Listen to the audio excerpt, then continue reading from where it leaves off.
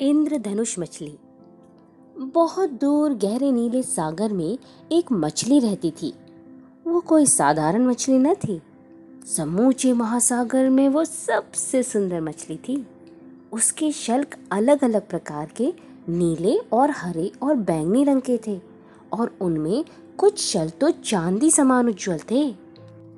उसकी सुंदरता देखकर अन्य मछलियां आश्चर्यचकित हो जाती थीं। वो उसे इंद्रधनुष मछली के नाम से बुलाती थी। आओ इंद्रधनुष मछली, वो पुकारती, आओ और हमारे साथ खेलो। लेकिन अपने झिलमिलाते शल्कों का प्रदर्शन करते हुए इंद्रधनुष मछली बड़े गर्व से उनके निकट से निकल जाती और उनसे बात भी न करती। एक दिन एक नन्ही नीली मछली उसके पीछे पीछे आई। इंद्रधनुष मछली, नन्ही मछली ने कहा, मेरी प्रतीक्षा करो। अपना एक सुंदर चमकीला शल्क मुझे दे दो। तुम्हारे शल्क इतने अद्भुत हैं और तुम्हारे पास तो ये बहुत सारे हैं। तुम चाहती हो कि अपना एक अनोखा शल्क मैं तुम्हें दे दूं? तुम अपने आप को समझती क्या हो? इंद्रधनुष मछली ने चिल्ला कर कहा। दूर हटो यहाँ से। नन्ही मछली बहुत चक्की रह गई। वो तैर कर दूर चली गई। वो इतनी दुखी हुई कि उसने अपने सब मित्रों को इसके विषय में बताया। उन्होंने तय किया कि वो इंद्रधनुष मछली के साथ कोई मेल मिलाप न रखेंगे। वो जब भी निकट आती सब मछलियां उससे दूर चली जाती।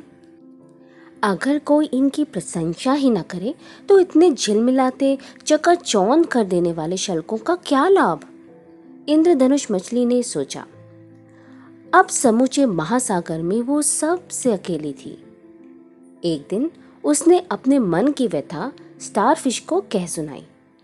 मैं सच में सुंदर हूँ, लेकिन कोई मुझे पसंद क्यों नहीं करता? मैं इस प्रश्न का उत्तर नहीं दे सकती, स्टारफिश ने कहा। अगर तुम मूंगे की चट्टान के आगे स्थित गहरी गुफा में जाओगी तो वहां तुम्हें बुद्धिमान ऑक्टोपस मिलेगा। शायद वो तुम्हारी सहायता कर पाए।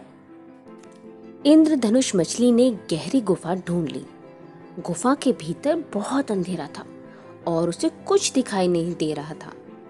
फिर अचानक उसे दो चमकती हुई आंखें दिखाई दी और उस गहन अंधकार से ऑक्टोपस बाहर आ गया।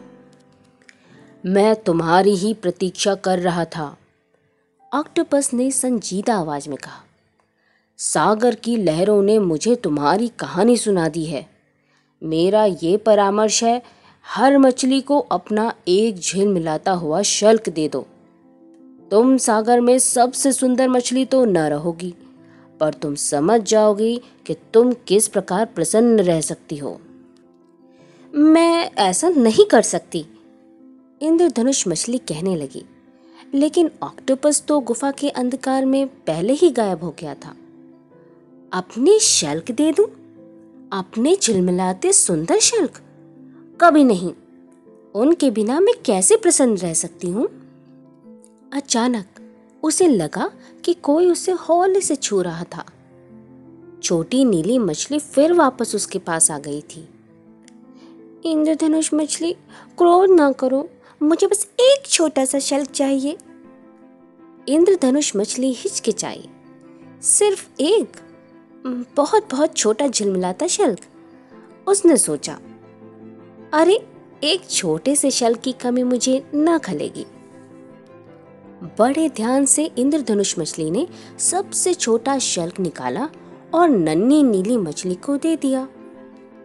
धन्यवाद, बहुत बहुत धन्यवाद, नन्ही नीली मछली ने प्रसन्नता से कहा और झिलमिलाता शल्क अपने नीले शल्कों के बीच में लगा दिया। इंद्रधनुष मछली को एक अद्भुत एहसास हुआ। वो देर तक नन्ही नीली मछली को प्रसन्नता से पानी में इधर उधर तैरते हुए देखती रही। नन्ही मछली का नया शल्क चमक रहा था। अपने चमकते हुए शल्क के साथ नन्ही मछली सागर में तेजी से दूर तक तैरती चली गई और शीघ्र ही इंद्रधनुष मछली अन्य मछलियों से घिर गई। हर एक को उसका एक चमकता हुआ शल्क चाहिए था। इंद्रधनुष मछली सबको अपने शल्क निकाल कर देती रही। जितने अधिक वो अपने शल्क निकाल कर देती, उतनी ही उसकी प्रसन्नता बढ़ती जाती।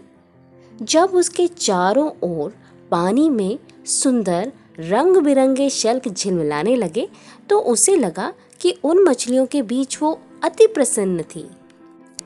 आखिरकार इंद्रधनुष मछली के शरीर पर सिर्फ एक चमकीला शल्क ही बचा। अपनी सबसे मूल्यवान वस्तु उसने खुले मन से दूसरों को बांट दी थी और ऐसा कर वो अति प्रसन्न थी। आओ इंद्रधनुष मछली, अन्य मछलियों ने कहा, आओ हमारे साथ खेलो। लो मैं आ गई, इंद्रधनुष मछली ने कहा और प्रफुल्लता से तैरकर अपने मित्रों के पास चली गई। तो देखा आपने, खुशियां बांटने से बढ़ती हैं। ऐसे ही और कहानियों के लिए मेरे चैनल को लाइक, शेयर और सब्सक्राइब जरूर करें। जल्द ही मुलाकात होगी, तब तक के लिए अलविदा।